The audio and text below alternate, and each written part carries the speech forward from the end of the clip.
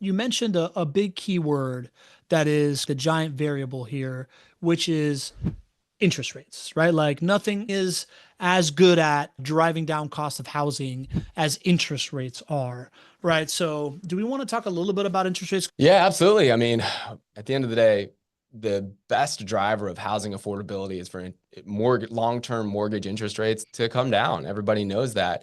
But there are real reasons as to why it's not happening yet. And, that's before President Trump took office, right?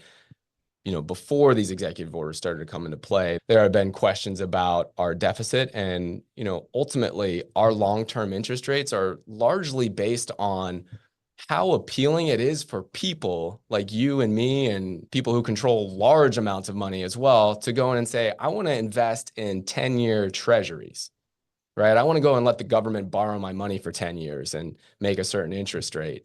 And when there's concerns or questions about what our national deficit is, and when there are concerns about inflation, it has less of a demand for people to go out and let the government borrow their money for 10 years.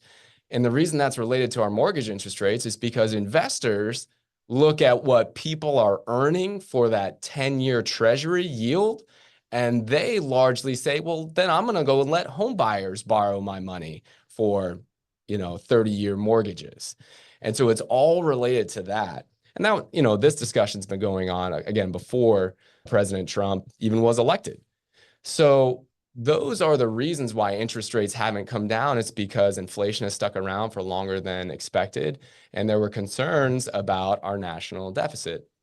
Now, with some of these executive orders, questions about tariffs, questions about immigration, questions about all of this have maybe led to more concerns or less concerns or whatnot. The market really doesn't know where to go from here. And so you've seen interest rates actually, 30-year mortgage rates actually do a little bit of this since Trump took office.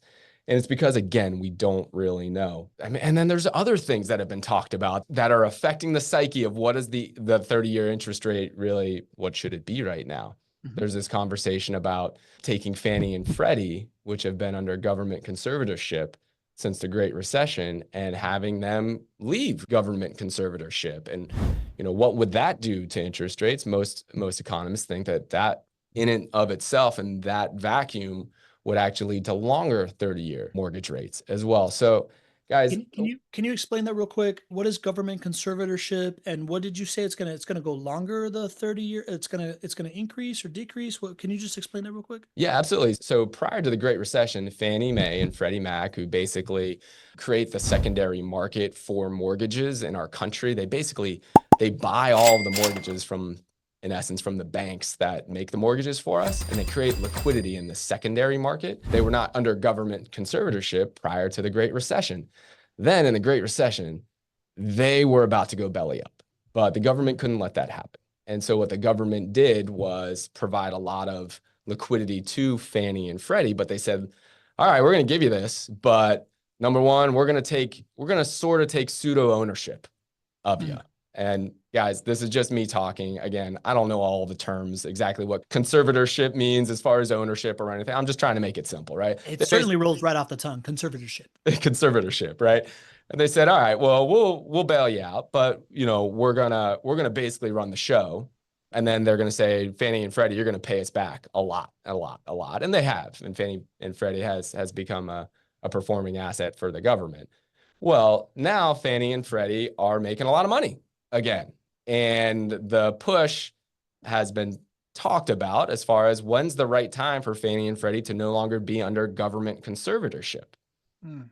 And the way that this relates to all of us as real estate investors is Fannie and Freddie are government-sponsored entities that help keep our mortgage rates low. Fannie and Freddie are government-sponsored entities that other countries don't have. And so when you go to another country and you say, can I have a 30-year mortgage and have a low rate like we get in our country? You don't get that. And it's because they don't have these government-sponsored entities.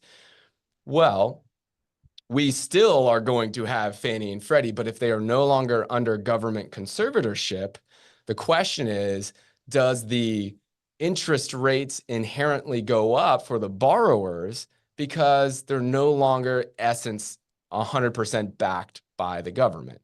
And nobody knows the answer to that. But that would be the train of thought that might say, well, if Fannie and Freddie leave government conservatorship, would that in and of itself be an increase to interest rates, would actually take away from housing affordability?